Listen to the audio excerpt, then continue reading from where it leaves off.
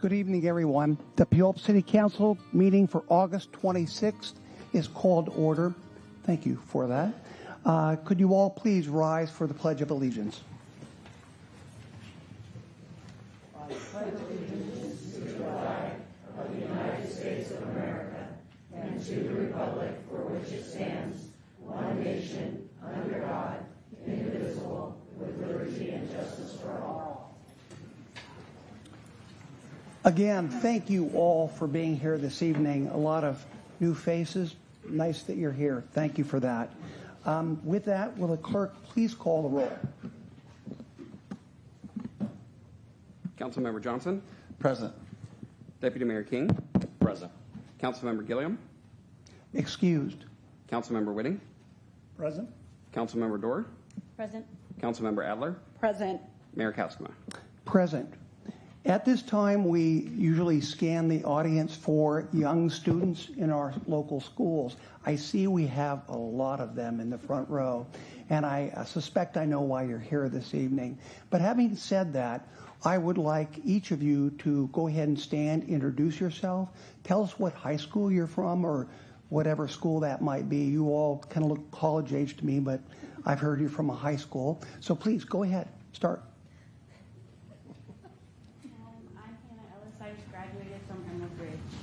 Excellent. Thank you for being here. Go ahead. I'm Alina. I technically just graduated from college, Western Washington University. Congratulations. Yay. Sir? I'm Patrick, and I'm going to Puyallup. Excellent. Thank you. Ma'am? I'm Anya, and I go to Rogers. Okay. I'm J.B. Szymanski, and I go to Rogers High School. Okay. My name's Olivia. I just graduated from WSU, but I went to ER. Yeah. Okay. My name's Kelly Hickey. I just graduated from WSU as well, and Jax also. Excellent.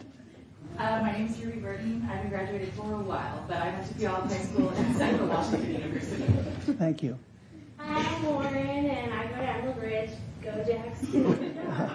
Okay, on this side, I see a few young individuals. Go ahead. Hi, I'm Eleanor. I go to Rogers High School. Thank you for being here. I'm Matthew. I'm going to ER. I'm Landon. I currently go to Clover Park Technical College. Thank you. I'm Michael. I go to WGU Online College, and I graduated from Emerald Ridge as well.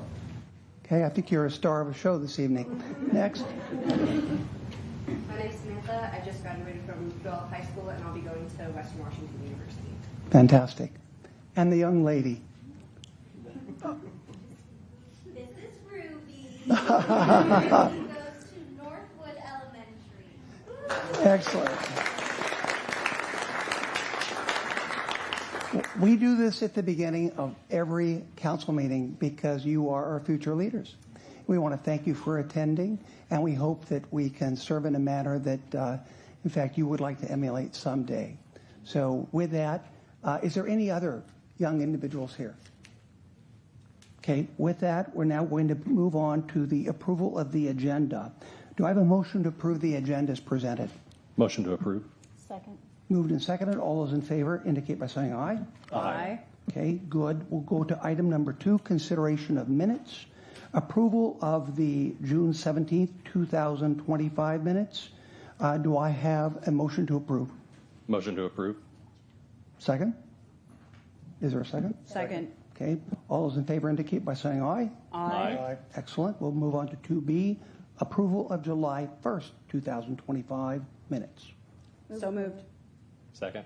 Moved and seconded. All those in favor indicate by saying aye. Aye. Excellent. Approval of July 15th, 2025 study session. Do I have a motion? So moved. Second. Okay. All those in favor indicate by saying aye. Aye. Excellent. Approval of the July 22nd, 2025 minutes. Do I have a motion to approve? So moved. Second. Moved and seconded. All those in favor indicate by saying aye. Aye. Excellent. Now we move to presentations and proclamations, and I believe this is why many of you are here this evening. We have a number of very, very important presentations and proclamations. First, we're going to award an employee, Michael Brown, and I'm going to have Steve Kirkley, our city manager, actually kind of keep us in suspense. Steve, take it away and tell us the story behind the situation. Okay. Well, thank you, Mr. Mayor and Council, and it really is such a pleasure to be able to tell this story, a really inspiring story, and a story that took place at our Ugattawana day camp that we have. Hopefully I pronounced that correctly. And Anne Maria Burke, who is the camp counselor, is right over there. Thank you, Anne Marie. And Shelby is next to her, and then Cody Geddes, our Parks and Rec director. So it's a very popular program that we have. We operate every summer. And part of that is we have counselors in training, which are teenagers that are training to become counselors, and then you become a counselor eventually. And so tonight we have Michael Brown, who was a counselor, and Michael is currently at Western Governors University, is attending, and is aspiring to be a teacher. Right now he is a paraeducator at Pope Elementary, and eventually will be an elementary school teacher, which is a great calling, giving back to our community. But he gave back in an even greater way in that he saved somebody's life. And the life he saved is Ruby. And Ruby is also here this evening. And Ruby was a part of our camp. And thank you so much for being here, Ruby. That's goes to Northwood Elementary up in Edgewood, but it's in the Puyallup School District. So this is back on June 25th, and Ruby was having a snack, and unfortunately it got stuck in her throat. And some of the counselors in training were alerted to this, and Michael, as the more senior counselor, saw it and immediately went over there and assessed the situation, and initially used his training, and initially went to her back, I think, a couple times to try to dislodge what was stuck in her throat, and that didn't work.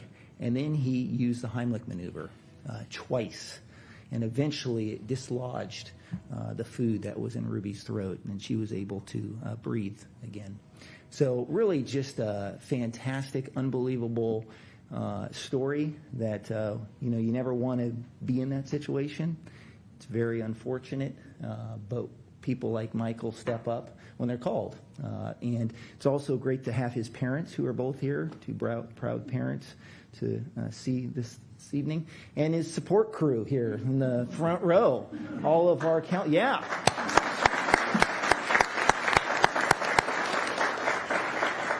So, Michael, can you just come up for a moment? And before the mayor comes down to present you with our very small token of appreciation, if you'd just like to say a few words. So I'd like to give a shout out to all the camp staff.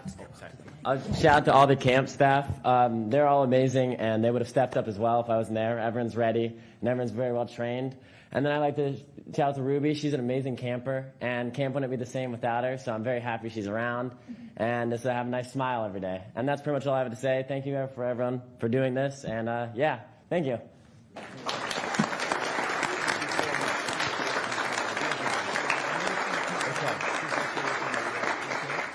So just so everyone can see this, Michael, you have a nice little kind of a memento here for what you have done, and it reads, "Real life hero, no cape needed, Michael Brown." So I'll come down and present that to you.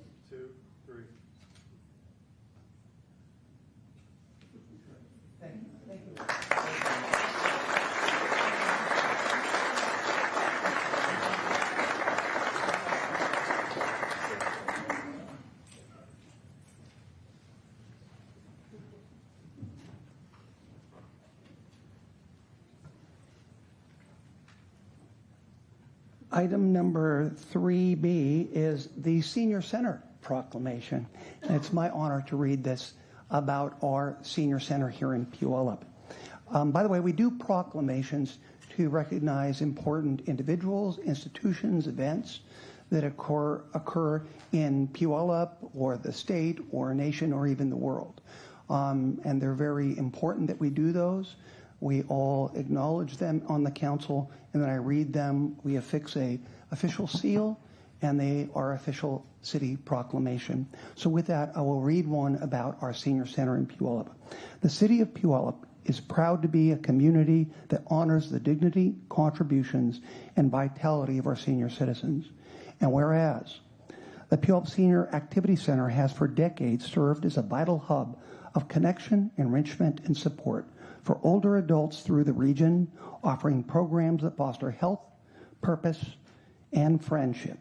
And whereas the center provides essential services such as nutritional meals, wellness classes, transportation assistance, recreational and educational activities, and vital social services that help seniors remain active, independent, and engaged members of our community. Whereas our seniors are teachers, veterans, caregivers, artists, workers, volunteers, and bearers of wisdom and history, individuals who have shaped Puyallup into the thriving city it is today. Whereas the Senior Center is not only a place of gathering, but a sanctuary of belonging, a place where no one is forgotten, where everyone is greeted by name, and where friendships are formed across generations. And whereas the program offered at the Senior Center are made possible through the tireless work of dedicated staff, passionate volunteers, generous donors, and collaborative partnerships between the City of Puyallup, nonprofit organizations, and community members.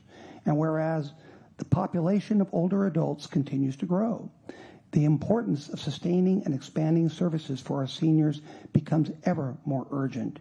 And whereas continued investment in the Puyallup Senior Activity Center is an investment in the health, stability, and compassion for our entire city.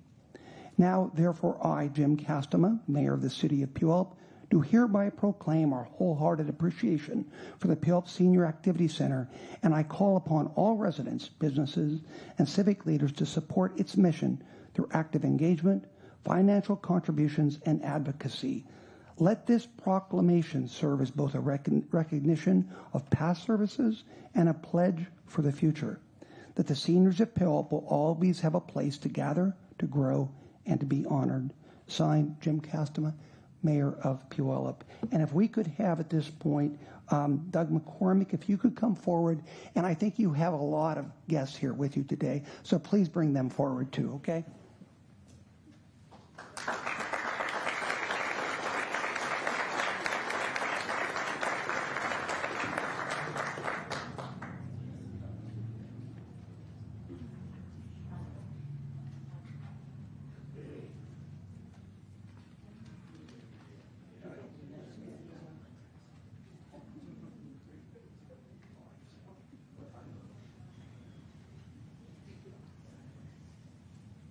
All right, 1, 2, 3. One more. 1, 2, 3.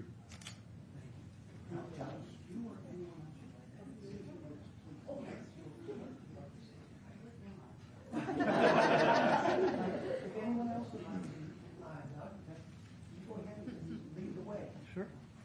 Are you sure, ladies? Well, just like to say thank you, Mr. Mayor.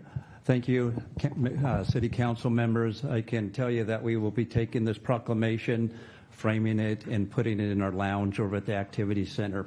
But that'll mean so much to the participants at the Activity Center, and they will just really appreciate this, and we thank you again for this, and it's an honor to accept this. Thank you so much. Thank you, Doug. Appreciate that very much.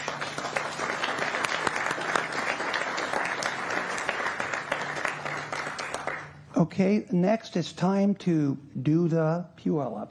We have a proclamation for the State Fair, and I believe we have the CEO, Renee McLean. There she is. Okay, you'll be up here in a moment. Let me read this proclamation about the fair, one of our favorite institutions in the city of Puyallup. Whereas the Washington State Fair, formerly known as the Puyallup Fair, held annually each fall, has been a cherished tradition for 125 years. showcasing the rich agricultural heritage, cultural diversity, and community spirit of our region. And whereas the Washington State Fair provides an exciting platform for local, regional, and national artists, performers, and vendors to display their talents and products, fostering a sense of unity and pride within the city of Puyallup. And whereas the Washington State Fair has a long-standing commitment to supporting local agriculture, education, and family-friendly entertainment, drawing over 1 million visitors from across the state and beyond, and contributing significantly to the local economy. And whereas the city of Puyallup has been home to the largest fair in the state of Washington since 1900, where you can do it in a trot, you can do it in a gallop, you can do it the 165-acre campus real slow, so your heart won't palpitate, and I think you know the rest, so don't be late to the Puyallup. Yes, there we go. Whereas, over 125 years, the Washington State Fair has provided a place to escape the ordinary, to be entertained, experience the joy of lasting memories, to feel the excitement of discovery, and to enjoy the thrills and good food. And whereas, some of the country's biggest and most popular musicians have performed at the Washington State Fair, like Frank Sinatra, Reba McEntire, the Beach Boys, James Taylor, Billy Ray Cyrus, Chicago, Bob Hope, the Judds, Tim McGraw, Earth, Wind, and Fire, Journey, Bob Dylan, and many, many more.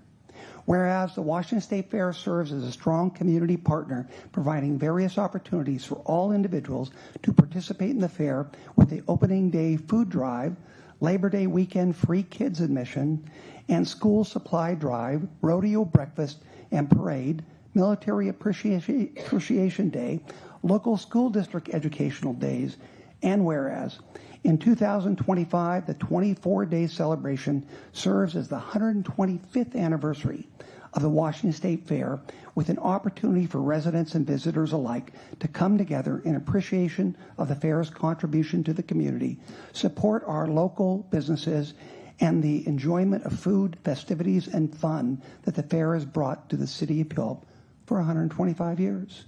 Now, therefore, I, Jim Castema, Mayor of the City of Puyallup, do hereby proclaim September 2025 as Washington State Fair Month. And in the City of Puyallup, I encourage all residents to participate in the Washington State Fair, to celebrate the many activities and events, and show support for the fair's ongoing role in enhancing our community spirit and well-being. So please give them a hand, and we'll have Renee McLean come up.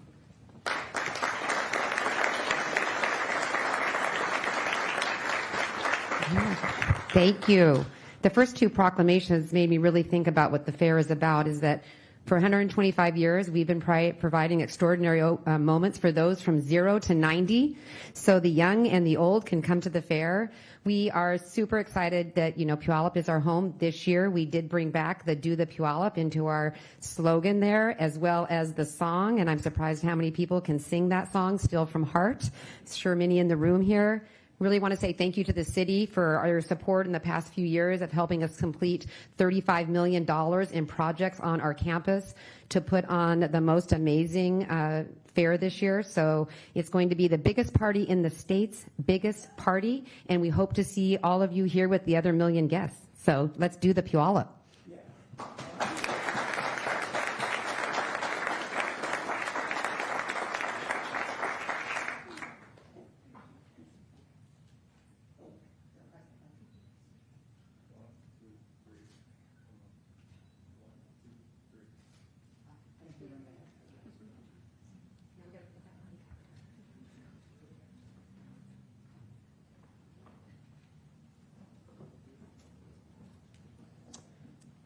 If I was very brave, we would sing that song, but I'm not that brave. So with that, we're now going to go to citizen comments. And if we could have our city clerk please read the guidelines for that. Yeah, if you wish to leave at this point, feel free to do so. You're very welcome. Can we hold a second here?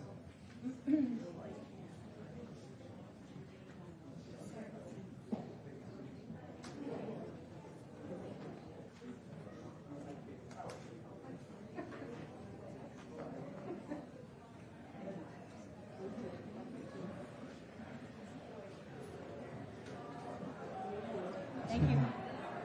Thanks, y'all.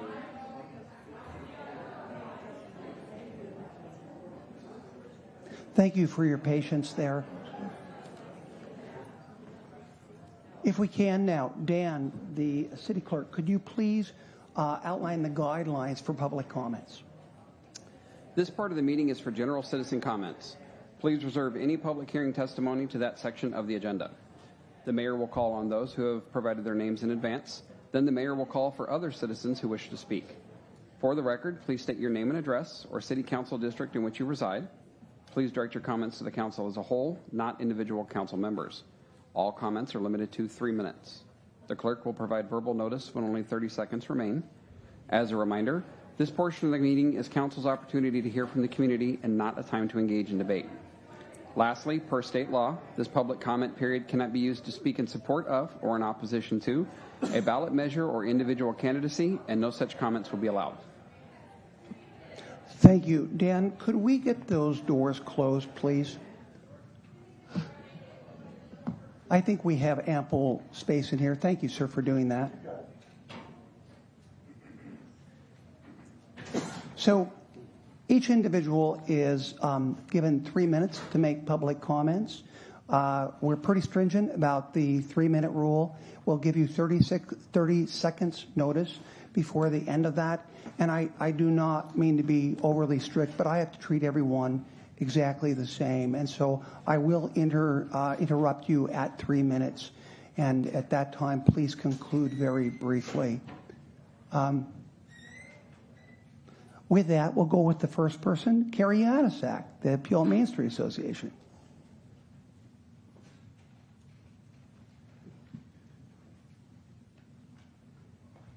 Carrie Yanasak, District 2, and still the Executive Director of the Puyallup Main Street Association for one more day. And I'm just here to thank you and the city, you individually, the folks sitting over there, for all the support we have had since I took the helm 8.5 years ago. It's been a very interesting, very fun, and very rewarding experience. And I think we've been very successful downtown, but it's because of all your support and help. And I'm just here to say thanks on behalf of Main Street. Thank you very much. I go on to other things, waking up Thursday morning with nothing to do. But it is my hope when I do step back in the office, the new executive director does not say, Carrie, get the hell out of here. It's my show now. But as you know, that would be Julie Dorr, who will be our executive director. And moving forward, we have good things ahead. So thank you again for all of your support. Carrie, could you stay there? You're an unusual person, so I'm going to take a unusual I'll take that. here. That is a compliment, by the way. Hey, you know that. But I really believe that those of you who do know him, that you deserve a round of applause, Carrie. You've done an excellent job. Thank you. Thank you. Thank you. Thanks.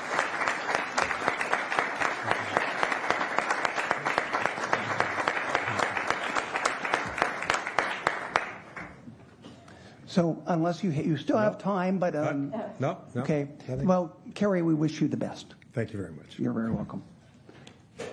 Next person is Larry Levine. Good evening, Mr. Mayor and City Council members.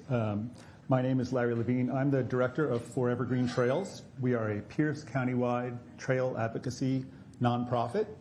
Our role is to support all of the local governments and park districts within Pierce County in the build-out of our regional trail system.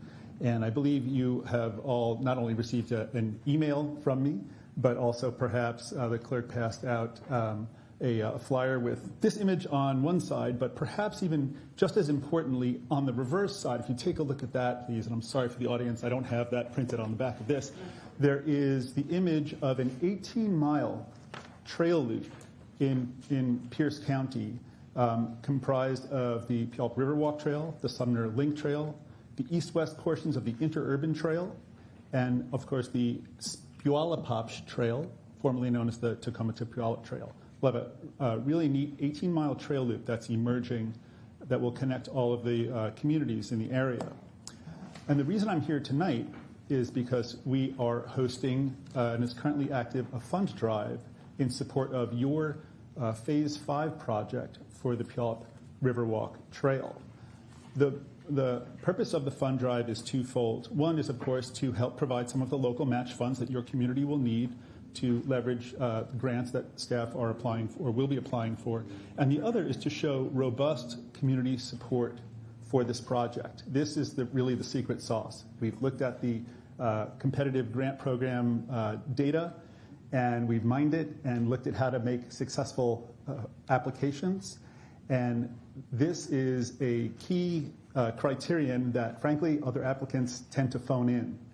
But as a nonprofit, taking donations to help support your project, and in doing so, demonstrating that robust community support, we can earn you a few extra points in these competitive processes. We've done 3 of these successfully, 2 for Pierce County, 1 for the city of Edgewood, and we have been successful in helping those projects for which we did fund drives for get grant awards of between $1 million and $3 million each.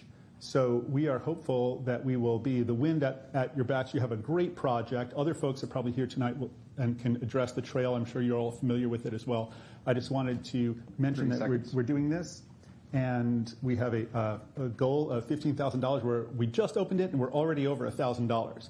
And part of helping that is that a very generous donor has put up $5,000 of matching funds. So if folks donate now, they'll be matched up to $5,000. There's one of these posters with a QR code allowing you to make donations in the window. I'll put this other one there. And we just... Mr. Mayor, speakers reach 3 minutes. Thank you. We're really proud to help support your awesome project. And we also thank your Parks and Public Works staff. They've been great to work with. Thank you, Larry. Thank you, sir. Appreciate that. Robin Ordonez.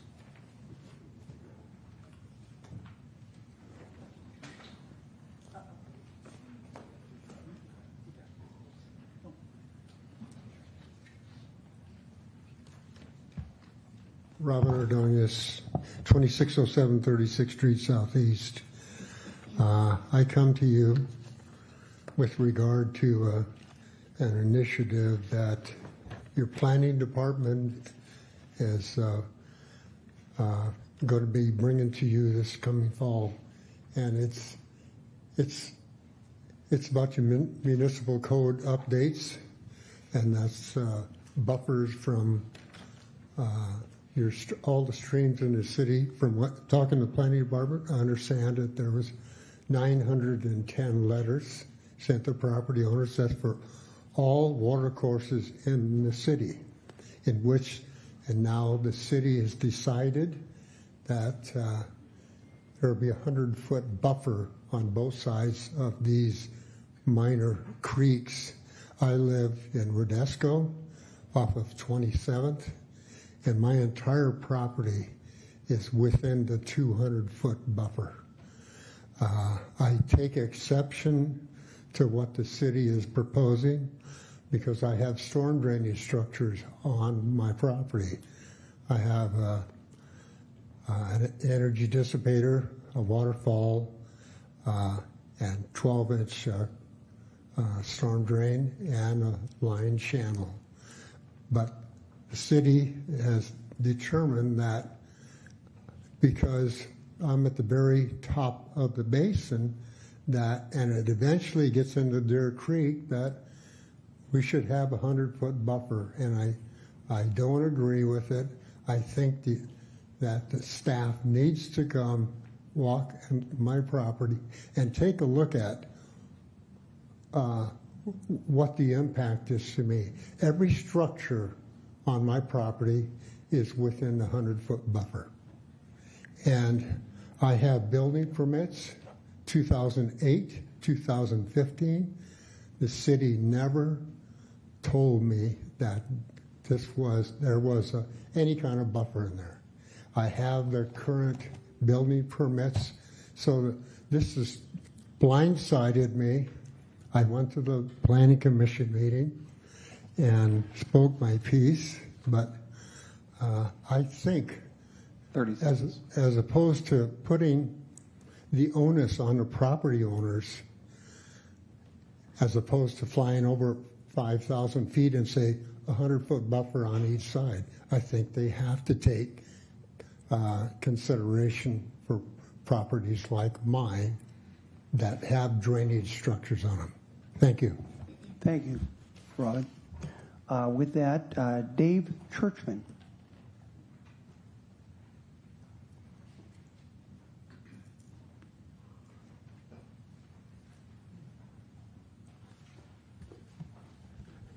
Dave Churchman, District 2.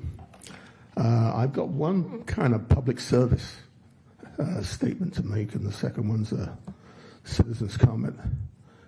In fact, you forgot to approve your 4 sets of minutes from the last 4 council meetings, which is part of my public service announcement. There is a fantastic AI tool out there.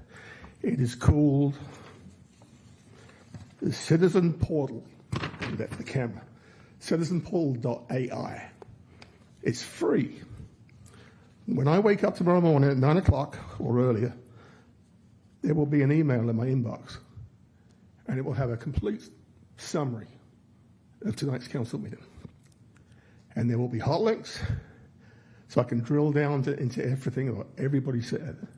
It's a great tool. Having to rely on the city to put out its minutes when they're finally approved. And the AI tool is very, very accurate, so there's no wait. So it's a great tool for transparency. About the only thing ever gets wrong is what your name is. It doesn't like names like Castro for some reason. But I recommend that people, particularly the public, look at this again. It's citizenportal.ai. Second issue is I don't have a dog in the LTAC fight for funds.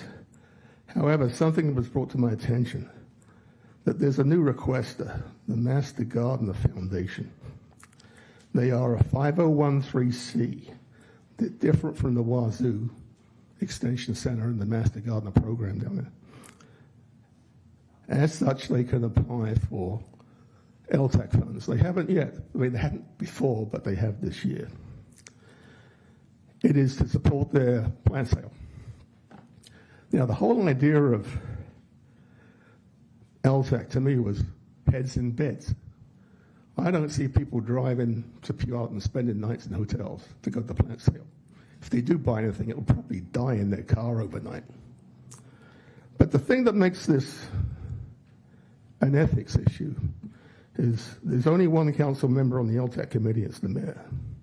30 seconds. The Master Gardener Foundation, new board member is the mayor's spouse.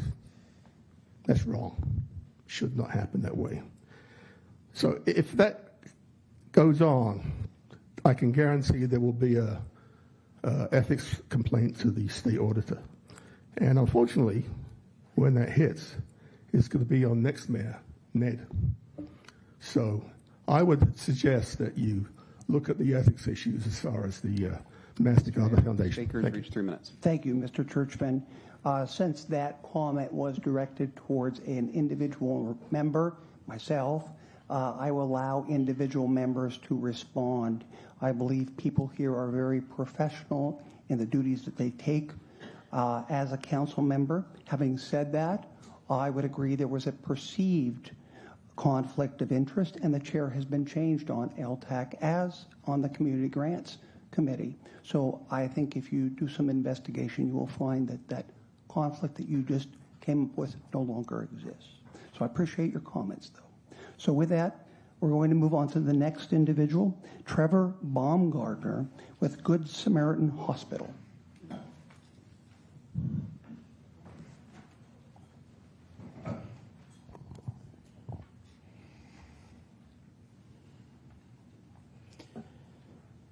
Well, good evening, Puyallup City Council members. Thank you for having us. My name is Trevor Baumgartner. I'm an LPN at Good Sam Hospital, and I work in the multi-care health system. We are all healthcare workers, and we serve everyone in the community who needs that help. We are also members of the contract negotiation team, and we wanted to let you know that we're starting negotiations next month. And we wanted to provide the best patient experience and care at Good Samaritan Hospital, and we're asking for your support. Our priorities are that our coworkers have made clear to us is to have competitive wages that help recruit and retain the best healthcare workers for our community, staffing levels that keep us and our patients safe, quality, affordable healthcare, and respect for the important work that we do every day for everyone, and most importantly, workplace safety. Again, we're asking for support, and one way to show that support is to contact the Good Samaritan administration and make sure that you let them know that you would like to have a swift resolution to the negotiating process so that we can continue our work without having any sort of undue breaks, delays, or stoppages. We wish to continue to do our work and help the members of our community. Thank you for your time. Trevor, thank you. With that, John Hopkins.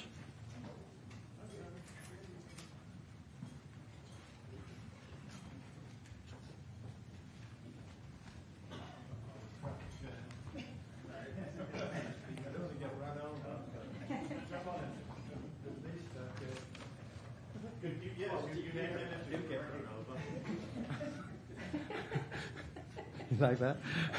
John Hopkins, District 1. I'm going to comment about that AI. It's the only vehicle I know that actually understands what Dr. Churchman is saying. Sorry about that. The All Along the River Walk, I want to thank you for your support. I appreciate your attendance, Mr. Mayor and former Mayor Dorr.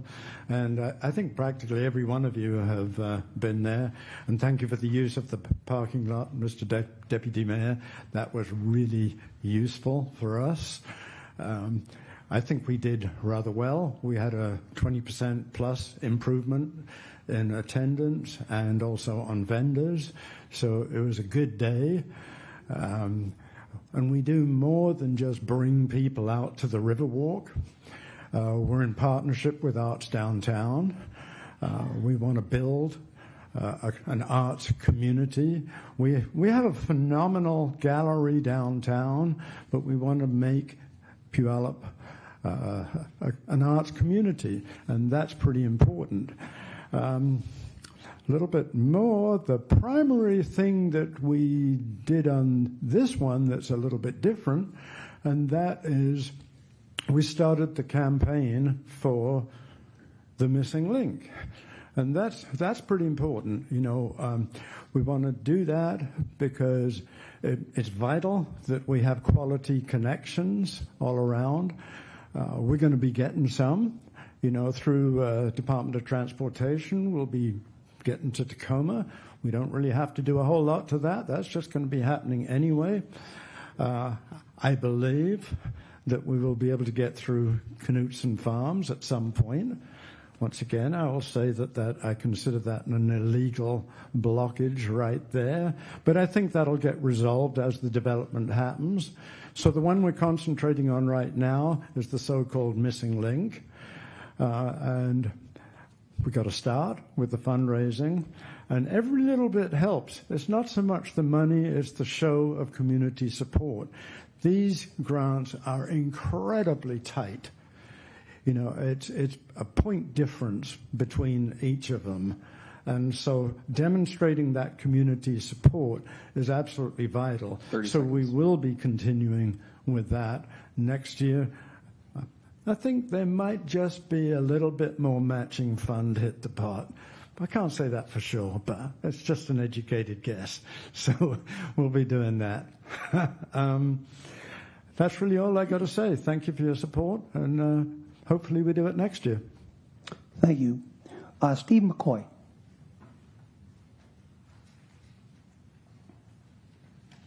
Mr. Mayor, City Council, City staff, my name's Steve McCoy. I don't live in the city limits of Puyallup.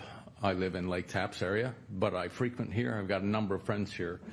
And in my research, I learned that last month you passed your comprehensive plan, and you were able to eliminate some of the DEI words in there. And I want to commend you for that and thank you, because it seems that there's a number of efforts to bring DEI, equity, and diversity inclusion into our into our communities, and I find it to be very detrimental to the human spirit because it devalues a person that's been awarded something for nothing.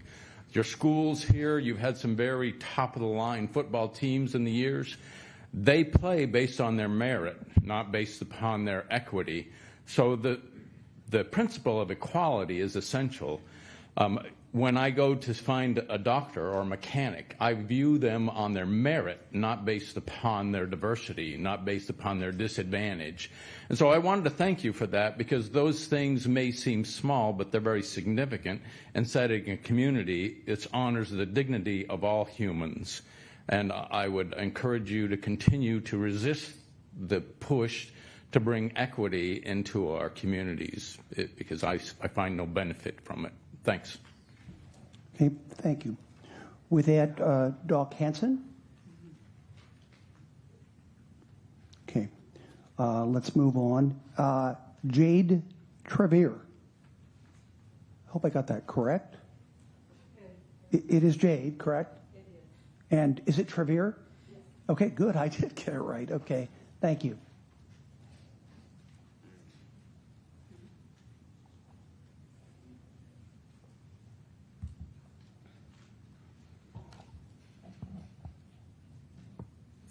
Council members, staff. Jade Trevere, 2604 9th Street Southwest, Puyallup. I am here to speak to the amendment specifically regarding language connected to the indigenous people. I look indigenous to you. I am not a member of any of our indigenous tribes within our country. However, I am descendant of indigenous peoples in another country, on another continent. I am descendant of Slavic tribes in Central and Eastern Europe. As such, I know what it means to have a foot not only in the United States of America, but on another continent, because I identify as a person connected very strongly to the land, much like our indigenous peoples here. I respect how important their lives are and how much we owe them. I want to make it clear, however, that I am dressed according to my own personal indigenous experience. As my grandmother would say, we are Ukrainian of Carpatho-Rusin descent. She was very clear about that. In our heritage, braiding hair, bands, headbands, that belongs to us.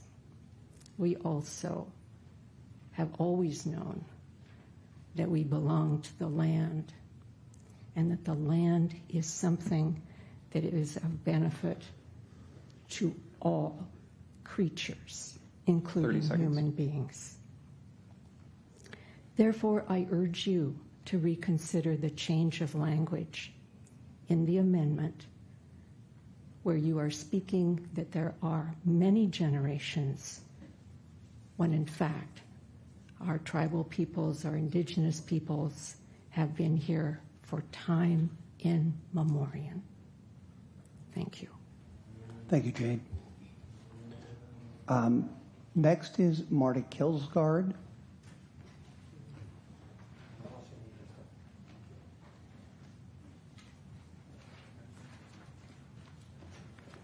Good evening. I represent your Puyallup your Puyallup Planning Commission, and I have a prepared statement that was approved by the commission.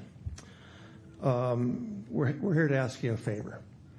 the Puyallup Planning Commission requests the city adopt an amendment to section 2.28.030 of the municipal code to allow for a reserve or secondary list of qualified residents that can be added to the Planning Commission if and when a sitting member leaves a vacancy on the commission. In 2024, we had 2 members that no longer wished to participate. The remaining 5 members, 2 of which were still working, had to make personal sacrifices to work, medical procedures, and vacation schedules to maintain a quorum at commission meetings. The city in the past does not interview or open board positions, for open board positions other than at the end of each year. The formation of a list of qualified residents that could replace lost commissioners would alleviate these issues and provide continuity within the commission. The city would greatly benefit by having a fully staffed commission without any issue of lack of quorum to conduct business that is mandated by the municipal code. A 3rd member was lost beginning of 2025. Several months into the new year, the city added 3 new members for 2025 as the board was down to a critical level. A reserve or secondary list solves all these issues. Thank you for your time and consideration. End of statement. On a personal note, it would take a dolly to bring in all the paperwork that the commission has had to go through in the last couple of years with the 2044 comprehensive plan and now the update to the municipal code. I've got a ream of paper at home this high of meetings where sometimes there are 165 pages of material in one meeting to go through. All the brains and eyes and ears we can have on that commission sitting at one time helps everybody out. And the people that you added this last time are remarkable. They are excellent, excellent choices. But now that we have a full board, we need to keep a full board because all these different perspectives come in and play a major role in the decisions that we provide you so you can make the big decision. Thank you very much. Thank you, Marty. Heather Schiller. Jason says finally. He's been sitting here waiting for a while. So, good evening, Mayor and members of council. My name is Heather Schiller. I live in District 2. I'm actually going to talk about something a little bit different tonight than what I've talked about in the past. I was planning on having all those kiddos that were here, still here from the Camp Ugattawana, but they all had dinner plans, so we're not here.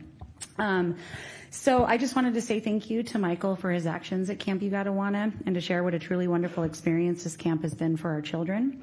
My daughters Lily and Lauren attended Camp Ugattawana for many years when they were younger.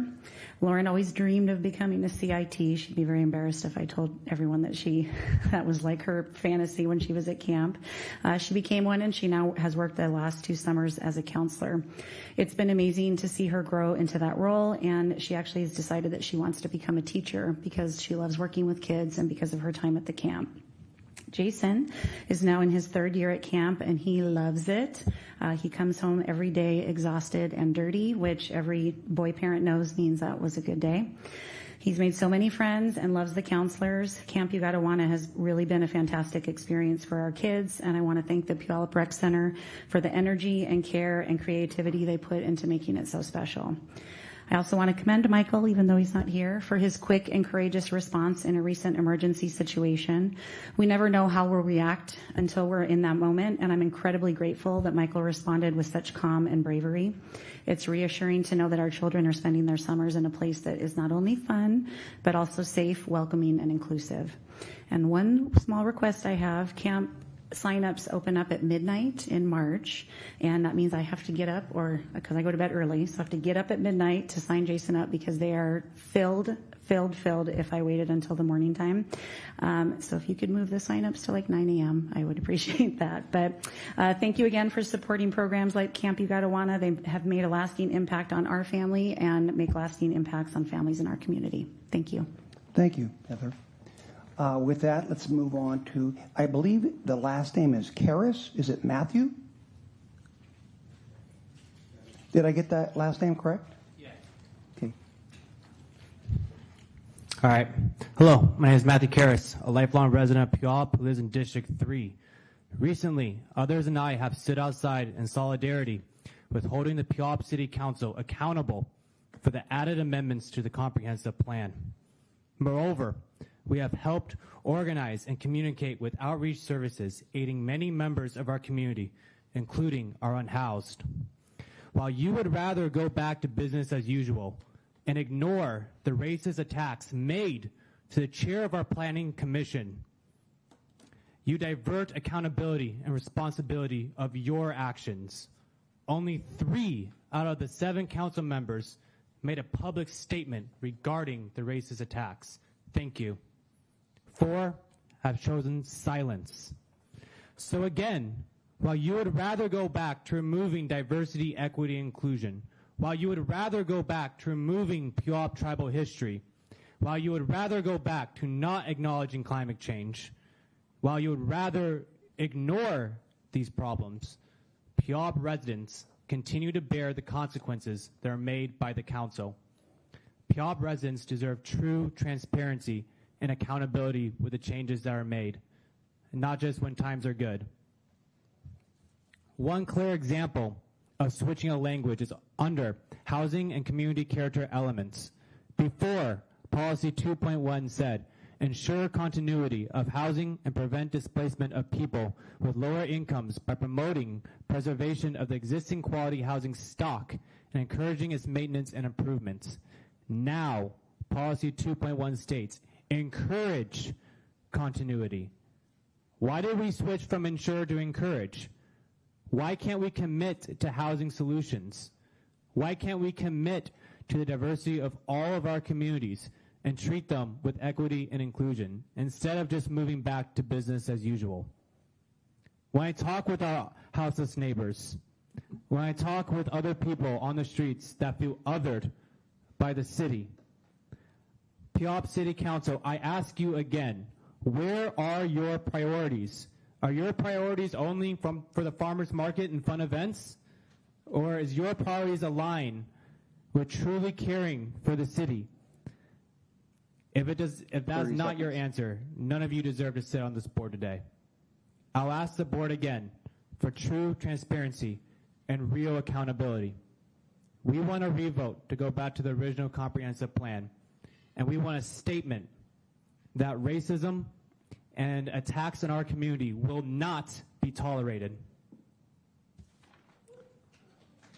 Matthew, once again, if comments are directed towards particular members, we give them the opportunity to respond. In fact, I did send out a memo that all council members received, and anyone who, sir, have a seat. This is not a debate. Have a seat, please, sir. It's not a debate. And this is the letter that was sent. The city of Puyallup condemns violence and the threats of violence. The comments made towards Kenya Jones Lowell are unacceptable, and we are dedicating all the necessary resources to finding out the individual or individuals responsible for this letter. And that went out, by the way, quite some time ago. So with that, now we're now going to move on to Vicki Burke, please.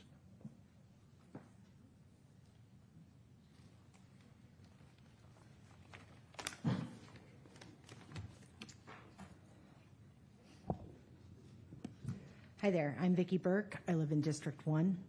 I was going to talk about the proclamations, and I'm curious as to what they mean to each and every one of the people on the City Council.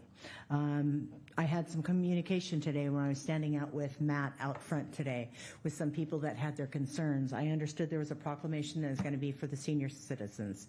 One of the women that I met who expressed her concern to me was, what are they going to do with our parking lot? They're taking our parking lot away. So if we're going to continue to do proclamations, then we do not support our citizens or therefore listen to any of our citizens.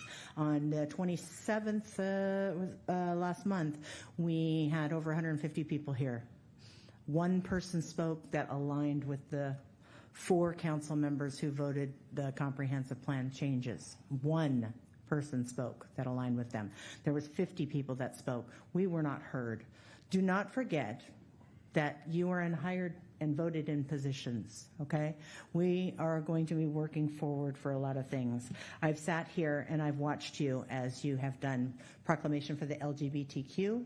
I've watched for Women's History Month, and in fact, it was even Women of Construction Week then you did it. So I felt great pride in that because I am a woman in construction. I'm a union Lyona member who's never once been able to hold a job in this city because this council does not see fit to make our schools or anything else built by unions, which is another easy problem for me. I was very happy to see a very strong union presence in SEAU tonight. I back them 100%. We partner with them quite a bit. So for Black History Month, Women's Proclamation, all those things, to turn around and have Kenya's, I'm going to cry right now. So have one of our Planning Commission members have to leave this town. She lives within 3 blocks of me. This woman walks my block with her husband and her animal. And my husband went out a couple weeks ago and introduced himself to her. And he goes, "Do I know you? I see you all the time." She goes, "Well, I live over here. Your wife knows me." My husband, who doesn't trust or, introduce himself to anybody, went out there and he showed inclusion. He showed compassion. And to the one and only person on the block of color at the time, okay? So this gentleman who spoke earlier from not in our area about equity, I'd love to have a conversation with you after the meeting and define equity for you. I'm a woman who is short, who could not reach the dipstick. The all equity brought me at my work was my boss had to buy me a ladder. Is that really all that bad? Equity is something that needs to be in the verbiage to give everybody an equal opportunity in life in general and employment. Speakers reach 3 minutes. Thank you. Thank you, Vicki.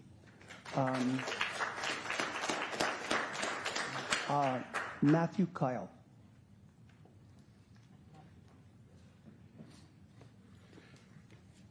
Matthew Kyle, District 1. It's been a while since I've been in here in front of all you guys. Some familiar faces, some new ones. I just want to come in today, talk about the verbiage change in the comp plan. I appreciate all your guys' leadership, and it takes courage. I know there's a lot of people here. Then I heard 50, maybe more.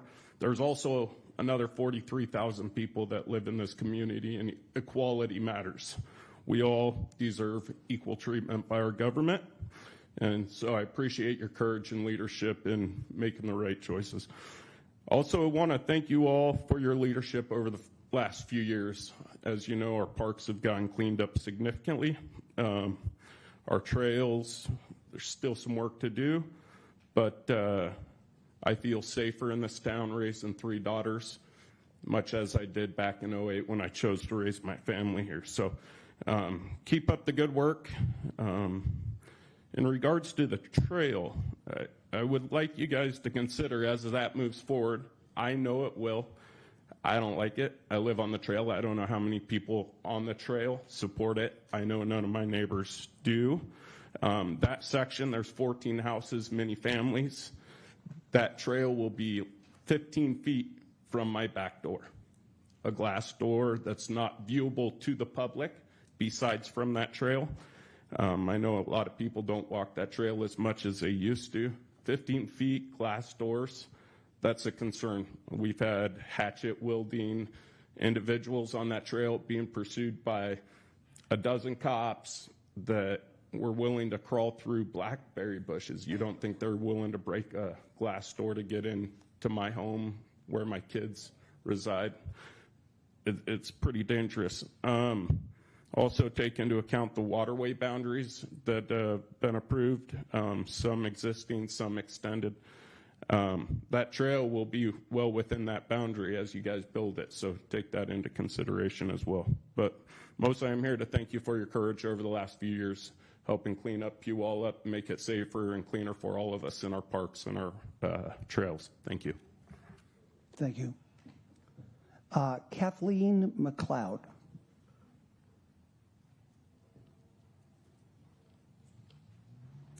Good evening. Kathleen McLeod, District 3.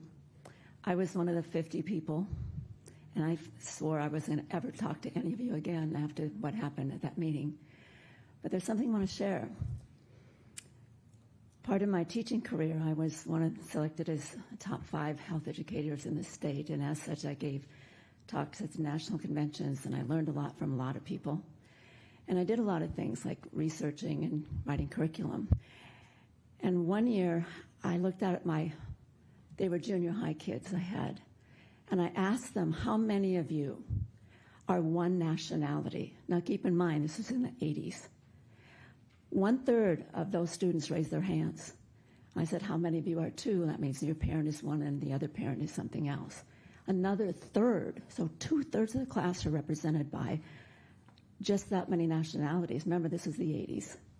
Then, of course, how many were 3? And about 15% raised, which meant the rest were 4. And I said, all right, tell me then, if one of you have 3 nationalities and you finish growing up, get married to somebody with 2 nationalities, how many nationalities will your children have if all those nationalities are different?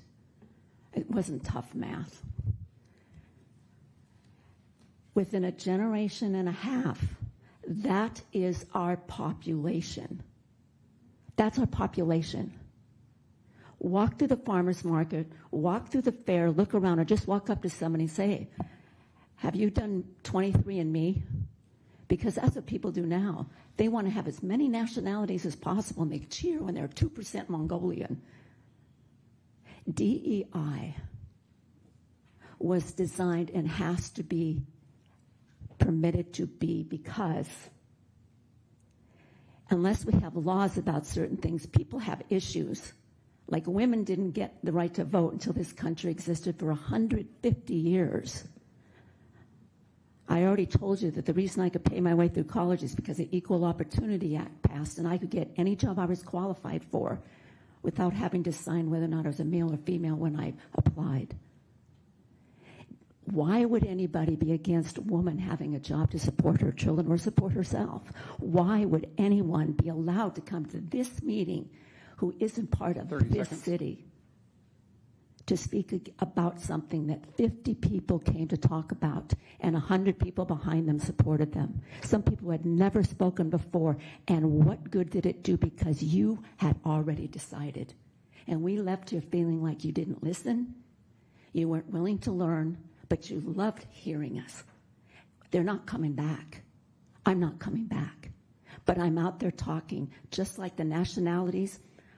I'm talking to more than one or 3. Reach 3 minutes. Thank you.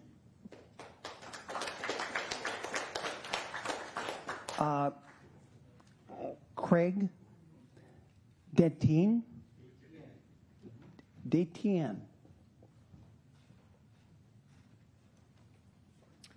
Good evening, Mayor and Council and Police Chief over there.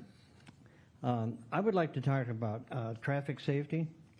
I've talked to Scott about Stewart Avenue being Indianapolis 500 through there, and that we're getting a lot more of that kind of thing happening with the wonderful weather that we've had. And then also people just disregarding whatever the speed limit might be. It could be 50 miles an hour. It wouldn't be enough. And it's 35, but they're passing each other. They're doing everything that they can to get to work faster than anybody else. I don't know what they're doing. But anyway, I would also like to address the council about the crossings that are here in the town, that they're getting deteriorated so much that we're going to have to call Warren Buffett to have him come fix them, because I don't think anything can be as expensive as that is. That's exactly, tearing up right-of-ways and everything else to get across those tracks, and they're vital to what we're doing here in town. Also, I'd like to go ahead and address that it's wonderful to see 9th Avenue Southwest get completed right on time when the fair is going to open up this next week, and it's a beautiful job. It looks like first class all the way.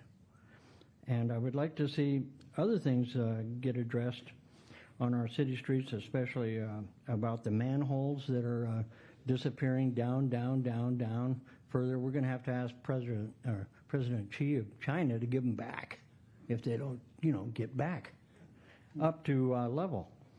I would like to also address that it's wonderful to see that the fair is going to start again, and that we're going to have that, and some revenue is going to come in from that.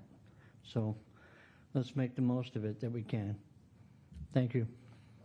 Craig, could you provide an itemized list? It looks like you have a list of items that you want us to address, streets, et cetera. Could you provide that to the clerk, please? Thank you. With that, David DeGroot.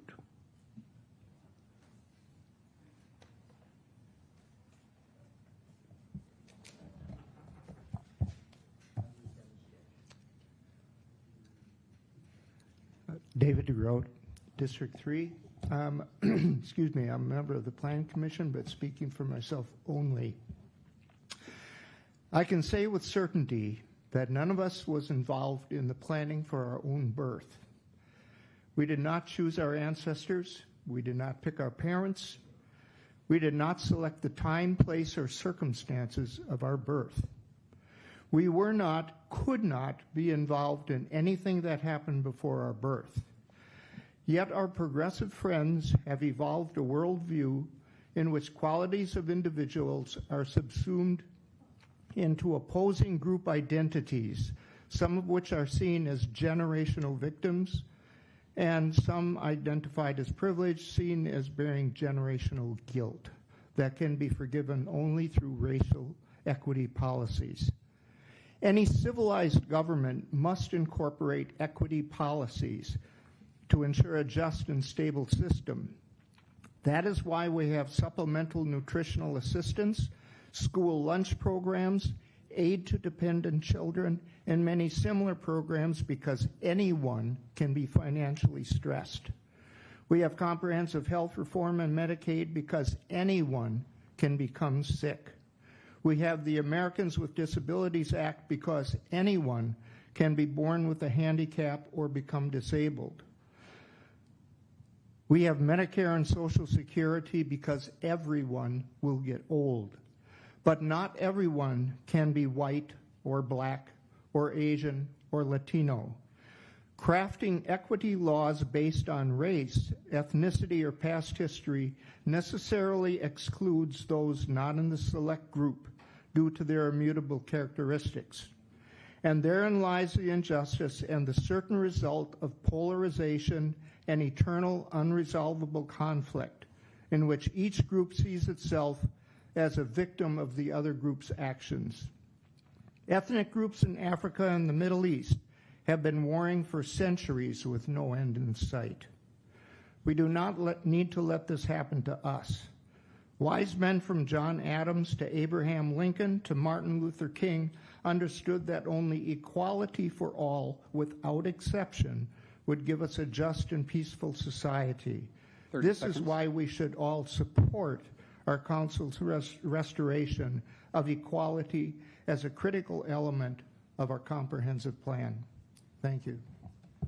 Thank you. Finally, Paul Romich. Thank you, Mayor Castema. Paul Romich, District 1. The Riverwalk Trail was a big criteria, I guess, that was checked off when I moved to Puyallup. I live at the eastern terminus of the trail, perfect for riding bike, walking the dog. But I have to say, when I first moved here, I was quite confused when I got to the end, the western end of the eastern segment. I wasn't really sure where to go. And so I just turned around. So I think, from just a wayfinding perspective, the missing link is pretty critical. So for the trail, we're only asking for $15,000, and then we have Foothills as well as potentially the Friends of the Riverwalk throwing some matching funds in. This excess money is important, or this money is important. It adds significant weight to our grant applications. And a good example of that Larry kind of touched on was Edgewood. With $15,000, Edgewood received over $3 million in grants. That's a good chunk of change for a trail. So especially for the missing link, it has significant engineering costs attached to it, but I think it's important and worth it. With the segment of the trail that goes, or of the trail and the missing link that goes along 5th by the elementary school there, I have never seen any other person on a bike ride along that road, even though it has sharrows painted. Sharrows are worthless, but no, everyone's riding on the sidewalk, whether they're adult male or just a 8-year-old kid going from the playground back home. No one feels comfortable along that chunk of road, and instead they're on the sidewalk, which is less safe. If you ever walk it, you almost get hit by a car almost at least one point in time. So because they don't wait at the stop sign, they go up to the road to look for a turn. The other part I kind of want to talk about, I only have 30 seconds here, is housing. There was a recent Reddit thread on the Puyallup subreddit. I didn't post it, but someone was asking, how the heck do people here afford to live here? There were many people with dual incomes and no kids. Some had dogs. One person said they make $70 an hour and they're just scraping by. Many people are thankful that they were able to find a good deal during 2020, and acknowledge it's tough. One of these folks said they don't know how others do it, and they had a $175,000 household income. One person said, I don't. I just go deeper into debt every month. I'm assuming that's a little tongue-in-cheek, but it was highly upvoted. Mr. Mayor, the speaker's reached out of time. One person Paul? said, I'll wrap up here. And one final person said, bleep is so expensive, you need 2 sugar daddies. So I hope the city continues to invest in housing. Thank you. Thank you, Paul. So with that, we're now going to move on to item number 4 on the agenda, which is the consent agenda. And by the way, thank you for all your testimony. Greatly appreciated. The consent agenda is where we have a long number of items that are non-controversial, and with one vote, we make them pass simultaneously. Now, having said that, are there any items here that a council member would like to have removed and placed at another point on the agenda? Hearing none, I would like a motion to approve the consent agenda. Motion to approve. Moved and seconded. All those in favor indicate by saying aye. Aye. Excellent. Now we're going to move into a public hearing. And this is a public hearing for the first reading of an ordinance to vacate 2nd Street Southeast between East Meeker and East Main Street for the Meeker Festival Street project and Public Plaza as part of the Palindrome Communities Mixed-Use Project on city's downtown Cornforth, Campbell property. City Engineer Hans Hunger, could you please introduce this and the ordinance? Yes. Thank you, Mayor. Hans Hunger, City Engineer. So there's a process that we use in the city that all cities use for vacating right-of-way, prescribed in state law, that requires notification, a public hearing, and then if it's approved, closure by ordinance. And so that entitles a first and a second reading. In the first reading, we coincide with the public hearing there for taking any public comments. We posted and adopted a resolution for setting this public hearing and sent out notices within 300 feet of 2nd Street Southeast. That is the parcel or the roadway between East Main and East Meeker Street that will facilitate the development agreement that was passed with Palindrome. I will say, as a city, we don't often vacate streets. It's something that, once you have that land and you want the connectivity, it has to be an overwhelming, process or benefits that are coming where you would do that. So we want to weigh these things heavily and stuff, and I think there's been a lot of thought process put into this already. So what we have here is the ordinance and the public hearing. I'm certainly here for any questions, but I will turn it back over to you, Mayor, for opening the public hearing. Thank you, Hans. With that, we will open the public hearing regarding the vacation of 2nd And if there are citizen comments, please come forward. Each speaker is allowed 2 minutes of time. And do I have any speakers who would like to come forward? Mr. Romich. My last comment conveniently segued into this. Paul Romich, District 1. I'm in support of the vacation of 2nd.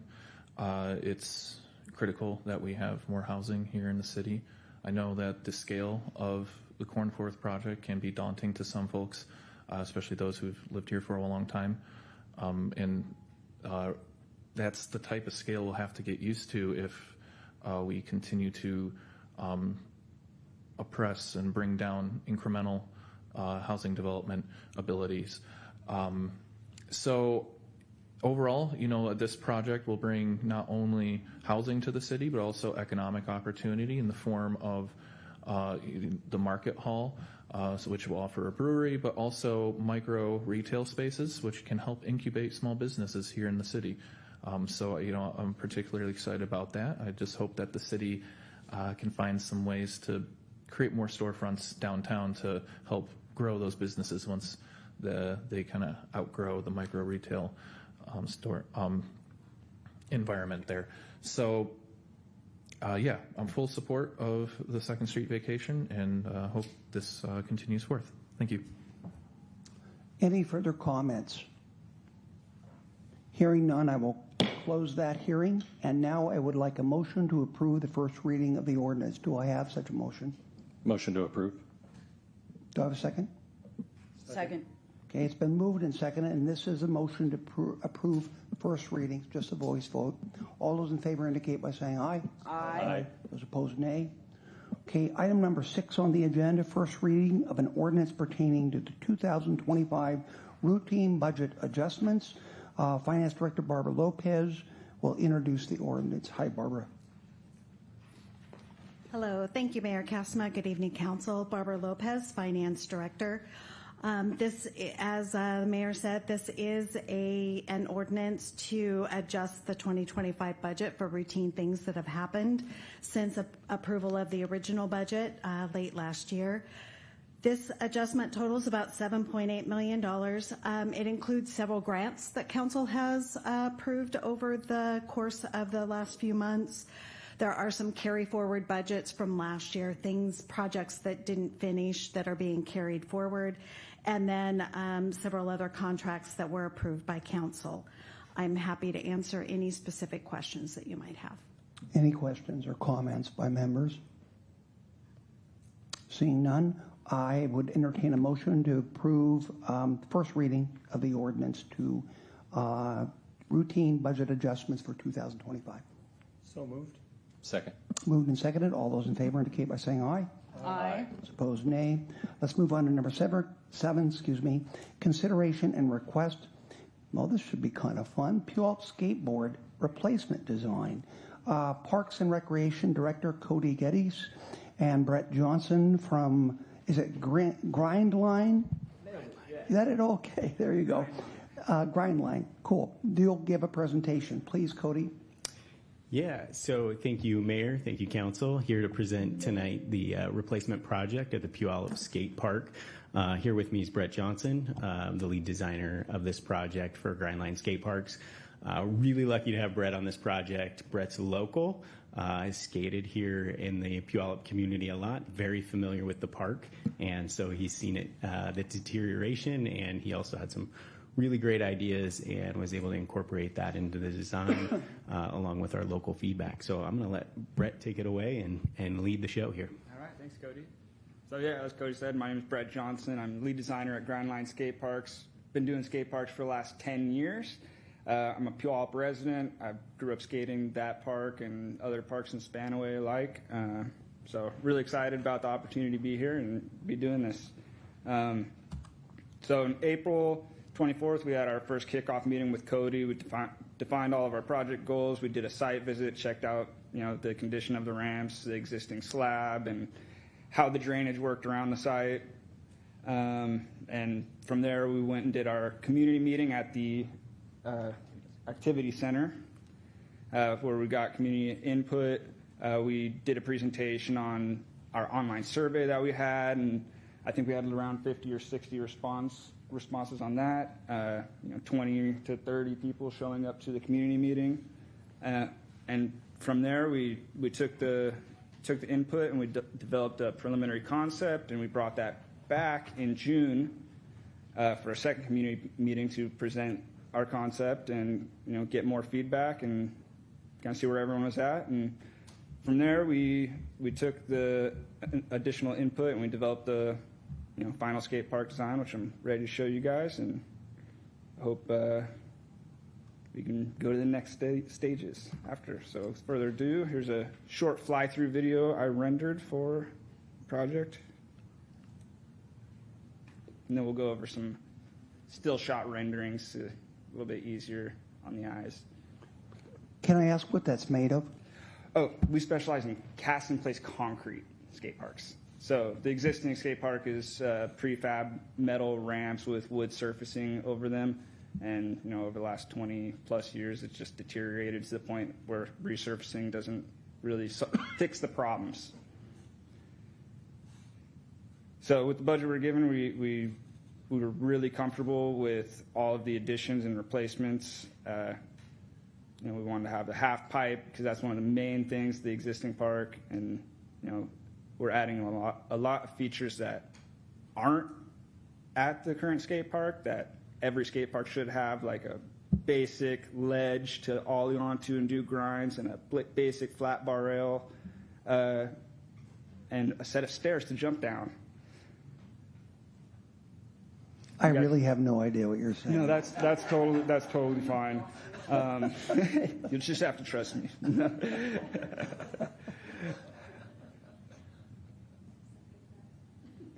That's okay. So with that, here's a top view of the skate park sign. At the top left where you see the 0 and the 3.5, that's a little half pipe zone that's designed to mimic the existing half pipe that's at the skate park. It's one of the most used features that's there. And then, adding on to everything else and making better versions of the parts of the park that are usable now, and so on. So, if you guys have any questions or if you want me to explain anything further, I can go through these. And, we've got a bold half pipe area with an extension on one side. We've got a pyramid fun box zone with a rail and ledge across it that people can do grinds across. It's a little bit more advanced area. And then on the lower end, where you can see where it just says flat ledge and flat bar rail in the middle, those are your kind of essential beginner features that people will learn how to do new tricks on, and more advanced users will just do more advanced tricks on them. And that's something that's been missing from the existing skate park for forever. So be really excited to go down there and have that available. So we have a question from Deputy Mayor King. Thank you for this presentation. And although I did different type of skating in my past, I was not a skateboarder. But with that said, I did go to the park every once in a while in my younger days when I didn't hurt as bad. But with that said, I was wondering maybe Cody could comment, and I don't know if you've seen this, but I believe all the council members have actually received an email from someone who started a petition to repair and cover the Puyallup skate park. Have you seen that? Yes, we're aware. And have we responded to that from the city level at all? Yes, we've had multiple conversations with the person that started that petition and just letting them know that at this point, the features that are currently existing aren't in reusable shape. So even if we put a cover on, those features still need to be replaced in some way. And the scope of this project was that the skate park's in such disrepair at this point that it just seemed most appropriate to move forward with a full replacement. And the skate shop owner in town also is pushing for a cover, a roof. That's just not in the scope of this project at this time. That's something we can talk about further down the road. But at this point in time, the skate park just needs to be replaced from the current wood features that exist there. And so Grindline, we have been working with Grindline. We've had public input, and that didn't come up during the public input to save the actual wood ramps. The folks that did come to the public meetings were very excited about this style of skate park. So we did do some community outreach regarding what would be being replaced in the park, and I fully trust your judgment on what's going to be put in there, but just want to make sure that the community and those that use it are going to enjoy it, because obviously it's inevitable. You're going to get some people that are just going to say, I like the old one better. That happens all the time. I get it. It is part of the journey of this whole process. But with that said, how many people came to this outreach meeting, and just so that way the public is aware? Yeah, we posted signs around the skate park during these public meetings. We had about 30 that came to our first public meeting. We had, I think, 60 responses to our survey, and then I think we ended up about 25 in our second public meeting, where we took the input that we got from the first meeting. Brett and his team put together a design, and then they also asked for more different features during that second meeting that he's incorporated into this final design to present to council here tonight. So those that were a part of that meeting actually were able to give some actual structural input as to what kind of ramps and rails and all those things. Yeah, it was very clear that we were going to have a half pipe in this, and everything else has just been repeated so many times throughout the process that it's just very clear what this place needed. Okay. I just wanted to make sure that everybody had a chance to had their opinion heard. Thank you. Yeah, the bold half pipe zone was definitely a feature that most skaters really wanted to see replicated, and so they did that. And then there was a fun box. I don't know, maybe you can explain what a fun box is. So a fun box is basically two banks with a flat on the top, and you can either jump across the entire thing, or you can just use it as a pump bump and travel over, or you can grind across a rail that's on the top, or up. That's why it's called a fun box. There's lots of different options of tricks and transfers that you can do and get creative on. We also had some young kids and some dads that had skated here before, and so one of the things that was missing from the current skate park is there are big features out there. They're as you've been out there, and so some of the progression where you're going to build up to that, those bigger features was another kind of a common theme we heard throughout the input process as well. Very good. I'll pass it along to my other council member, Whitting, who is enjoying the skate park himself. You bet. I just wanted to thank you for Councilmember Whitting, please. I just wanted to thank you for including the kicker gap. That's my favorite feature. You're very welcome. Councilmember Adler. Thank you, Mr. Mayor. Thank you for the presentation. I'm surprised you didn't use one of the 1 million songs that exists about skateboarding in your video. There's so much to choose from. But I am curious, truly, just curiosity. When this is completed, how would this rank compared to other skate parks in the area? And is there like a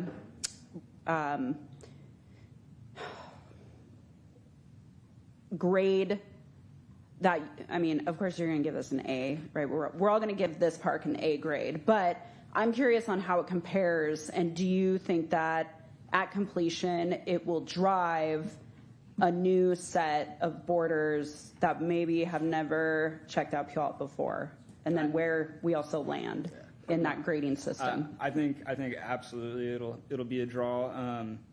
This park and the grading system of the general area would rate very high.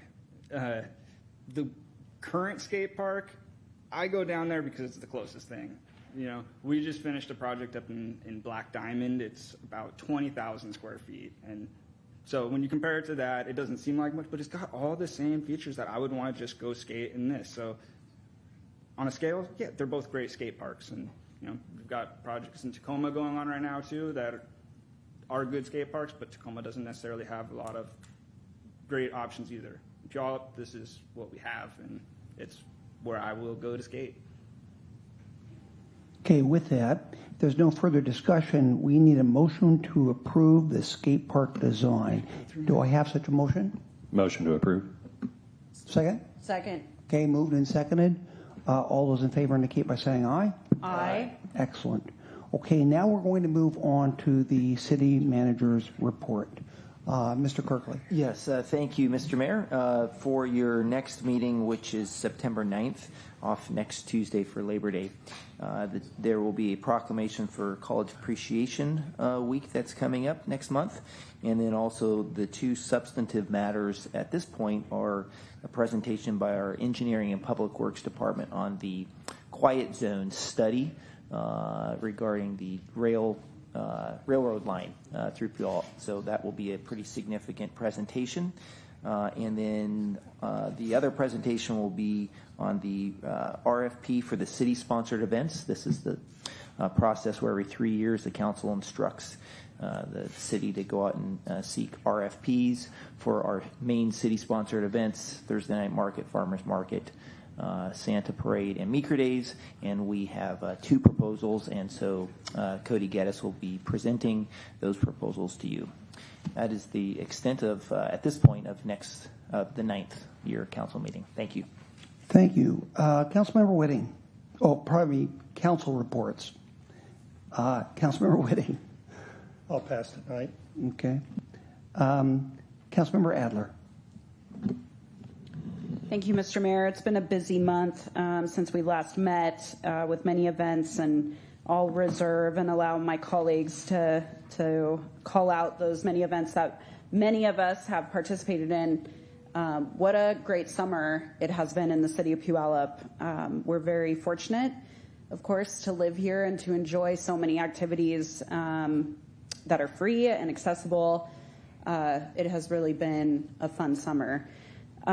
Just want to say good luck to all the students in the Puyallup School District. They head back to school on Wednesday, the 3rd, which is next Wednesday. So good luck to all the students, and thanks to all the teachers, administrators, support staff, and looking forward to seeing all the excitement. September is one of my favorite months, so I look forward to all the hustle and bustle of going back to school commencing. And then finally, I just want to recognize that Monday, of course, is Labor Day. I grew up in a union labor household. My dad was a 30-year member at the time of his death of Local 23 down at the docks, Longshoremen, ILWU, as was my uncle, who retired after 50 years of service. I'm a previous union member of 2 different unions, and I also worked at a building trades union. And I support our workers. An injury to one is an injury to all, and it is more important than ever that workers stand together and united. And I hope that folks take a moment on Monday and think about that and think about ways we can continue to support each other. Thank you. Thank you, Councilmember Adler. Councilmember Dorr. Thank you. Just briefly, Main Street, which I had nothing to do with, had Nashville Nights this weekend, and the reports that we've heard back today are incredible. Some of them have sold out of their products. They stayed open late. So anyway, that was just a new, when speaking of events, that was a new event that they added to their repertoire, and it appears to be wildly successful. Thank you. Okay, Councilmember Johnson. Thank you, Mr. Mayor. A couple of random thoughts and comments. Number one, we've got a great summer concert series hosted by our Parks and Recs department. Those of you who have been out there realize it's been another great success. We have people who not only live in the city, but live outside the city and continue to come here because the culture and the vibe of a welcoming place is certainly apparent every Thursday during the summer down in the park. And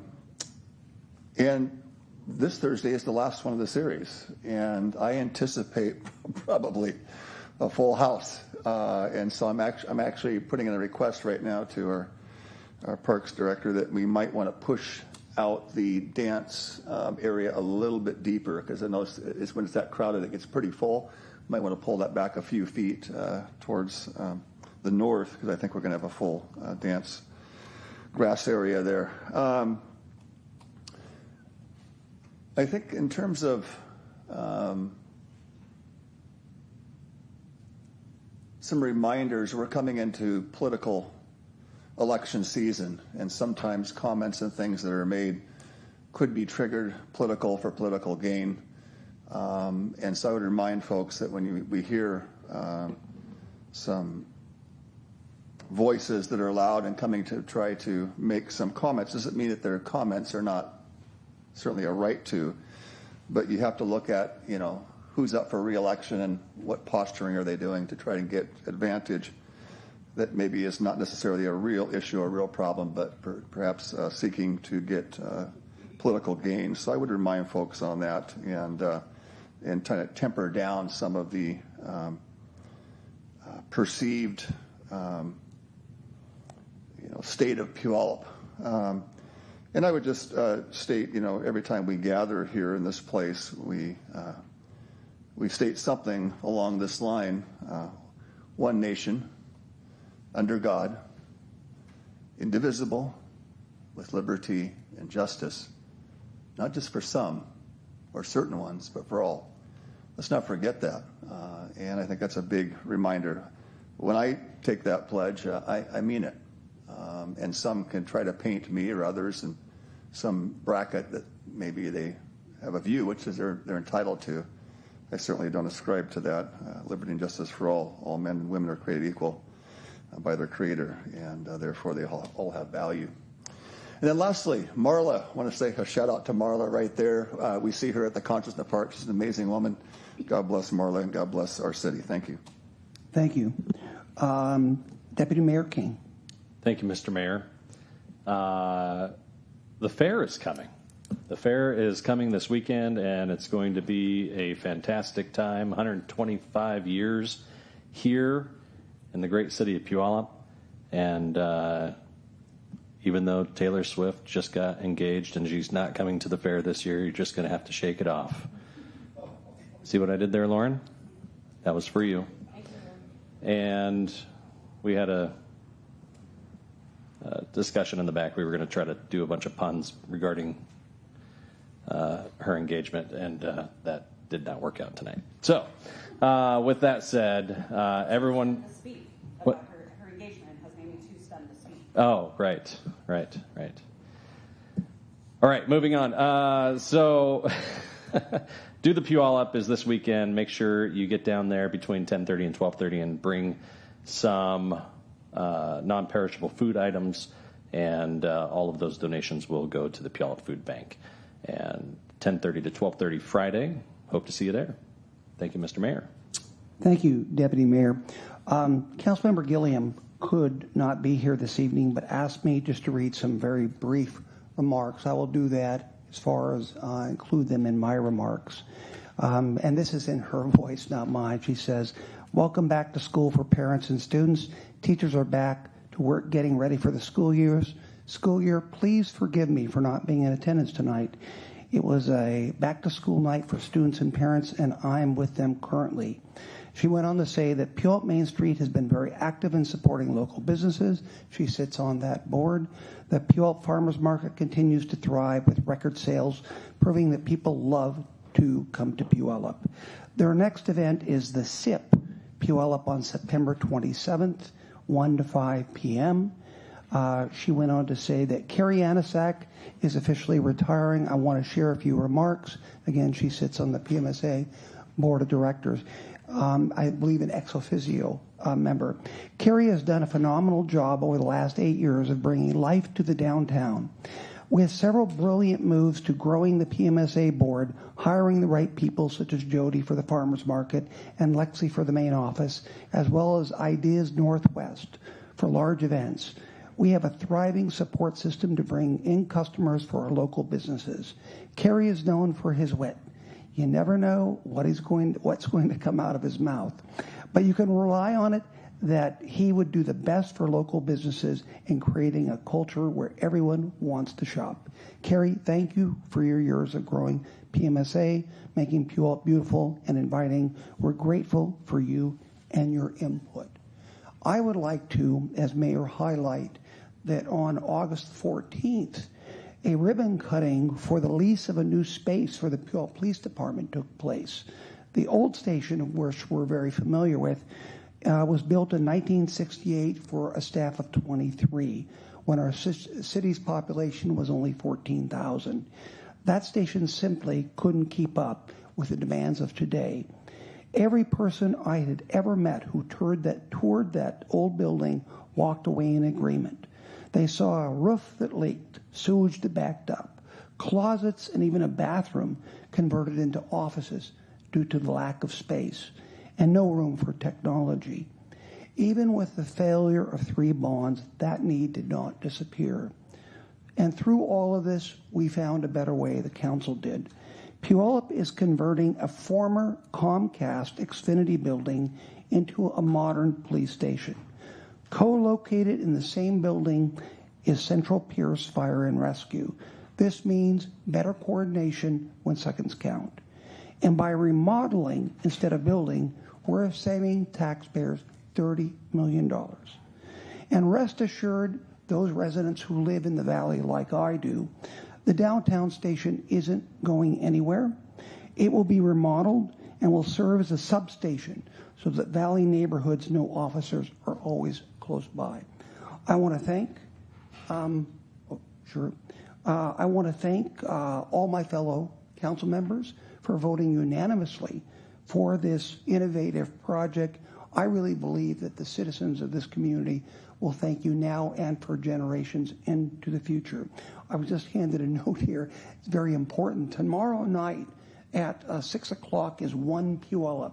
And this is a huge event. We do it in Pioneer Park, and we have the entire police force shows up, the community shows up, and all the different resources that the community Puyallup offers are available for people to view at that time. And they also get to build personal relationships with the officers in Puyallup. It's a very wonderful event. Again, tomorrow at 6 p.m. Let me just conclude with this. I want to thank everyone this evening.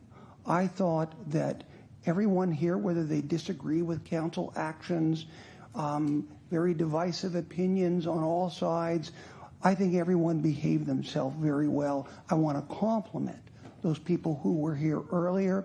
Again, I think it's important we have good civil dialogue. I was talking to an individual the other day who really emphasized, of course, the whole process of listening and learning. And this is a deliberation area where we hear different ideas and we do take them to heart and we do come up with a decision. That's what we're here to do. It reminds me of the entire process of dialectic, an old ancient Greek concept of thesis, antithesis, synthesis, a process of constantly learning and getting better at what you're doing. And I think listening and learning is a very good part of that process. Again, I want to thank everybody for the level of civility, the way people treated each other, and the way we were able to go through comments and give everybody the due that they deserve to speak their mind. So with that, we're going to conclude this meeting. Thank you, every one of you, council members, for your input this evening. With that, we will see you. City Manager, when is our next meeting? September 9th. September 9th. With that, we are adjourned. Thank you.